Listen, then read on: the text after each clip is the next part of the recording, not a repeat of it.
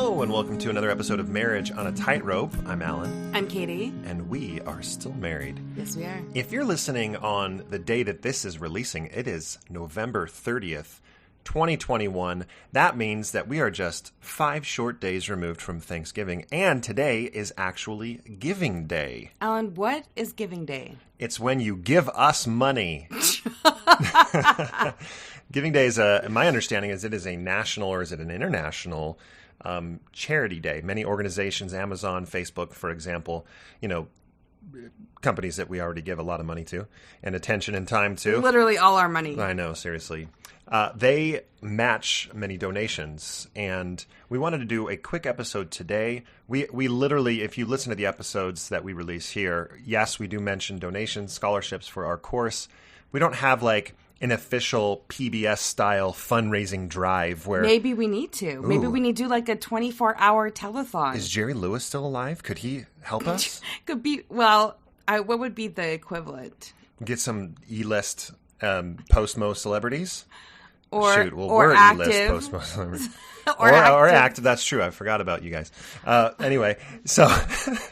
Terrible. Basically, this is the one time per year that we really ask for donations in a concerted way. So if you could head out to Facebook, if you are in a position to do that, we've put in a lot of time and effort. We really believe in this space. Like the post says in Facebook, if you see our Marriage on a Tightrope Giving Day fundraiser post, it'll be up for the next week. It's not about the money for us. If it was, we should work at Del Taco because we would make more money for the time that we put in here. There are couples coming into this space all the time. In fact, we just hit 3,000 Facebook members. Yay, we get to celebrate trauma in people's lives. Well, I think that speaks to the amount of support people need. And when we started, we didn't even have a Facebook group for like the first year. Because we didn't even think it was like needed. We were like, oh no, we don't need a Facebook group. We don't need Instagram. And then after a year, we decided, oh, maybe we should do this. And here we are 3,000 members later. Yeah. And all of you who are in the Facebook group, that you are the all-stars that are responding to people's comments, sharing your own stories. That's how people don't feel alone. That's how people understand that there are others in this journey with them. In the spirit of Thanksgiving, we're so grateful for all of you who listen in, who are in the Facebook group, our moderators who help, and we are in desperate delay of giving them the rightful thanks that they deserve. But today as well, I don't know, Katie, anything else with Giving Day that we should talk about or that you want to talk about? Well, like Alan said, you can donate through Facebook. You can also donate directly to us if you want to Venmo us at Marriage on a Tightrope. I think Facebook doesn't skim any money off the top if that's how you do want to do it. You can also go to mormondiscussions.org and make a donation on our behalf. So in this... I could give them my Bitcoin wallet ID, so you could just transfer Bitcoin over to me. Yeah, right. If that's of interest to you. A bit more than... Please let us know. Would that be like 2/100ths of a donation? 2/200ths of a Bitcoin? I would be ecstatic with that. 1,000th. Give me a millionth of a Bitcoin. We'll be happy. Well, in the spirit of giving, we thought that we would talk about really quickly some more of the give all of you some of the more interesting things that have happened to us over the last 4 years we've been doing this. And it includes memories, it includes emails. There are a few emails I wanted to read, and one in particular that I asked permission for. There's no identifiers in this email, but I did want to read it because we receive thousands of emails, and when we get them, sometimes we get right back to them. Sometimes we, it kind of like falls by the wayside because we're busy. But it never ceases to amaze me how people just jump right into their story because I feel like people want to be heard. I was at the gym today. I didn't tell you this. Oh. I was at the gym today, and this guy came over and recognized me from, I think it was our Mormon Stories interview or something, and said, "Hey, you are Mormon Stories." And I'm like, "Yeah." So, well, I was in a mixed faith marriage. And then my workout got delayed by 15 minutes because we were just sitting there talking, and it was great. But like that kind of stuff really, again, shows you that there's people that are just so eager to tell their story. And that's what the email that you're about to read is all about. Right. And it's not uniquely Mormon situation, which is why I like it. So, I want to reiterate what we've said before, that in some instances, it is much easier to have a faith crisis in a Mormon setting than it is in other religions. I know we think that we have it bad, but it can be excruciating for those who have religions that are so orthodox that they can't even speak to their spouse. So I wanted to read this email. It says, I found and started listening to your podcast recently and introduced my husband to you. We relate to many things in your story. We were a Jehovah Witness couple when my husband started his deconversion process. He doesn't like the term faith crisis. Talk about a rocky path in a previously happy marriage. He was scared to tell me of his doubts, so he struggled alone, praying, studying, researching until he just couldn't believe it anymore. I knew something was wrong, but I didn't know what. Even though he was scared I would leave him, he eventually had to tell me what was going on. I promised I would never leave him and that I loved him, but I was devastated at this development. It felt like a death. I was also very scared that it would send us in different directions and stop us from being a close couple. It was a rocky road full of arguments, misunderstandings, and temporary truces that took us to marriage counseling at the end of 2019. Marriage counseling taught us how to deal with conflict in a healthy way, a thing our religion never taught us. I felt very alone during this process. I found few books that helped me, like In Faith and Doubt, but this is not a situation that JWs talk about. I did eventually find a friend online that had a similar experience to me, although after 3 years of mixed faith marriage, she followed her husband out of the religion. I'm so impressed that you have created a community to support people going through this traumatic experience. I wish I had your courage. I'm impressed that the LDS community is so accepting of your situation. I know that the reason that there isn't a JW version of your podcast is that the practicing spouse would be put out of the religion for compromising. In my religion, I am not meant to have any religious discussions with my husband in case his apostasy infects me. It is very sad. Anyhow, I can't tell you how much I appreciate your work. You are amazing people, and your reach is extending all the way to Australia. Good day, mate.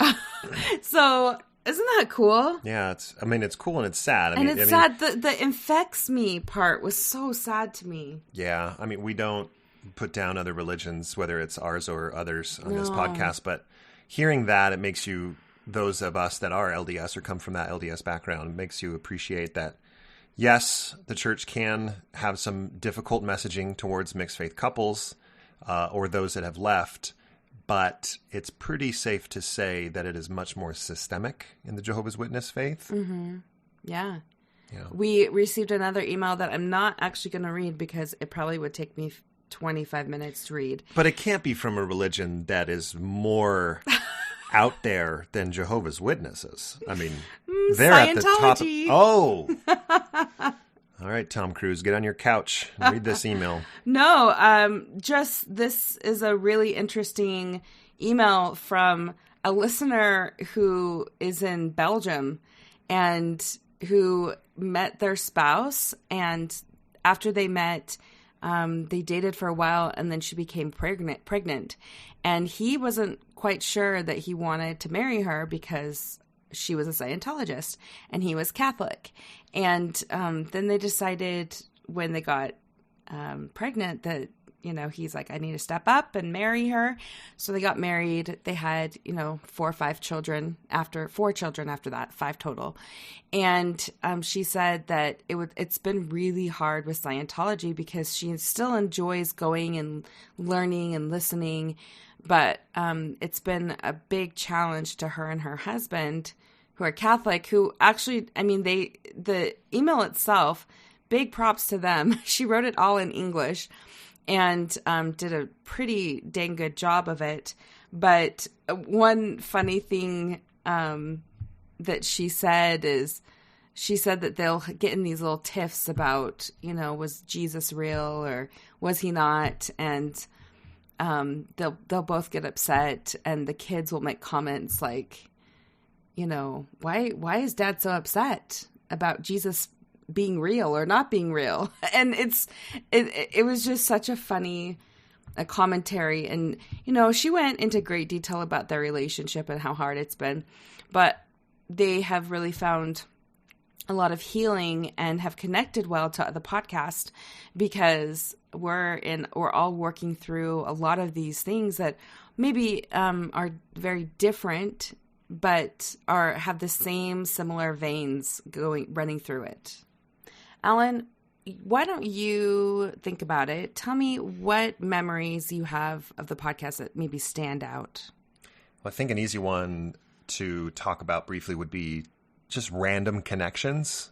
When you throw yourself out there, and that doesn't have to be on a podcast. It can be, talking about your transition or the situation of your mixed faith marriage publicly on Facebook or on Instagram, lessons learned. This is how we're handling the kids, things like that. When you start doing that, inevitably you're going to find other people that that are in similar situations. So we did one meetup, and walking into the meetup in Arizona, I saw a girl who went to my high school in Santa Barbara, and it was like, whoa, I haven't seen you in 20 years. How are you? And that was really fun. Like little connections like that. Mission connections, for example. We had a couple from our one sister missionary who was on the believing side take our course with her husband, with Natasha, take our course. And that was really fun. Like, I remember the first time she didn't say anything, but in the very first session, we were sharing cameras.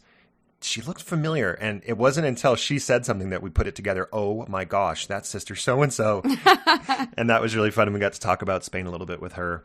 My first zone leader is another spouse of a transitioner who reached out to us, and I recognized her last name, and I'm like, wait a minute. And sure enough, yep, her husband was my first zone leader in Spain. When I posted last Christmas, Katie, when you got me my espresso machine, I took a picture, posted it on Facebook, and said, hey, who knows how to use this, and what tips do you have? And a former companion reached out. I didn't know that he had transitioned away. He wasn't in a mixed faith marriage, but again, this is just, you're public about things, and it's kind of fun.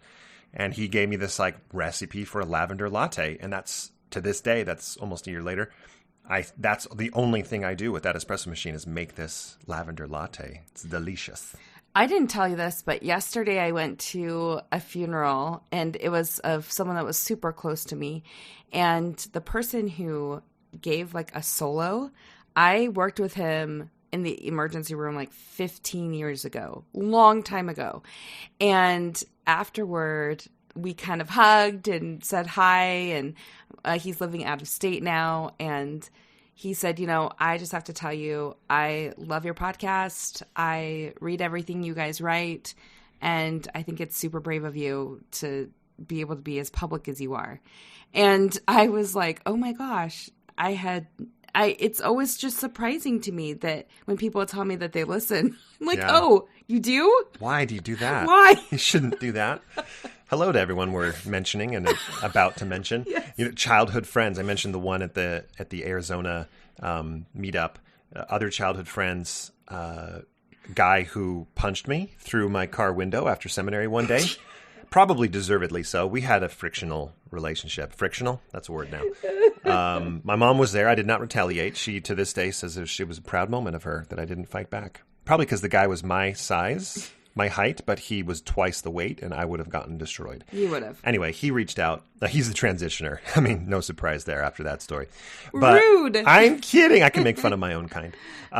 One of my youth leaders, when I was a deacon, my deacon quorum advisor reached out just last week to talk about exactly what we're talking about, mixed faith marriage, and how he had a transition recently.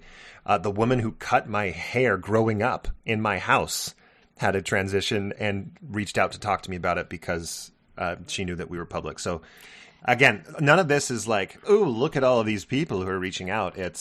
These are the positive, and there are negative, but the positive outcomes of being public about your story. And more often than not, when people are in this space or we go to dinner with them, they've been referred by someone else. Like they heard about us through someone else and they've been referred to us. And it's always surprising when I have super Orthodox friends who refer our podcast to their friends and family who are going through the same thing. And it's actually, I think it's a huge compliment that they would refer them to us, knowing that their loved one is in pain and having issues, and maybe there's a space for them that we can provide. And I always feel like that makes me feel super happy that there's enough trust there to know that we're not going to hurt anyone's feelings, or at least we tried not to. We're not for everyone. I mean, we have gotten some hate in the past, but I would say mostly it's been very positive. And, it's been a life-changing experience to have this podcast. And now we're just going to announce that this is our final episode. You always make that joke. Have I made that joke before? Yes. I don't have a short memory, so I don't know. No, it's not. You're like Dory. It's not our final episode. Why? Because, drum roll please, I'm going back to church and Katie's leaving it. That's right, we're switching roles. No. We've got another 4 years in us to work through this. Could you imagine? I literally cannot. No, me either. We literally cannot imagine. Thank you all for giving us the gift of your support, your stories, your help. This would not be a podcast without other people. So thank you so much. And on this Giving Day, we just would love if you feel inspired to do so, to give to us and the podcast and help us get through another year of podcasting. That's right. If you'd like to send us an email just to say hello and potentially share your crazy story that could be read anonymously later on in an episode, you can do so by sending it to marriageonatightrope@gmail.com. We have a Thrive Day coming up in Northern California on January 22nd that we're speaking at. We'll try to record it so we can release that. And then, Katie, you have on February 4th? No, February 5th. See, I'm not privy to all the info because I'm not a lady, but you've got your Ladies' Day. We do. That's not the official name. February 5th is the You're Not Alone Women's Retreat 2022. And today is actually the last day you can get the early bird registrations. I don't even know if we have any spots left, to be honest with you. I should probably check that. But we were getting close to being completely sold out. So if you would like to come and you'd like to pay a cheaper price, you can do that by today, November 30th. Otherwise, the price goes up. And the price may just not end up going up at all because it may be full. It may sell out. So yeah, it may be sold out. But I'm just so excited for these big events coming up, and always love meeting any of you who are in this space. While the ladies are gone, everyone's welcome, guys, to come over to my house, watch LAN some movies. party. Bring your Bring PCs. your monitor. We'll play some Call of Duty. Anyway, thank you, everybody. We'll see you on the next episode of Marriage on a Tightrope. Wow, that was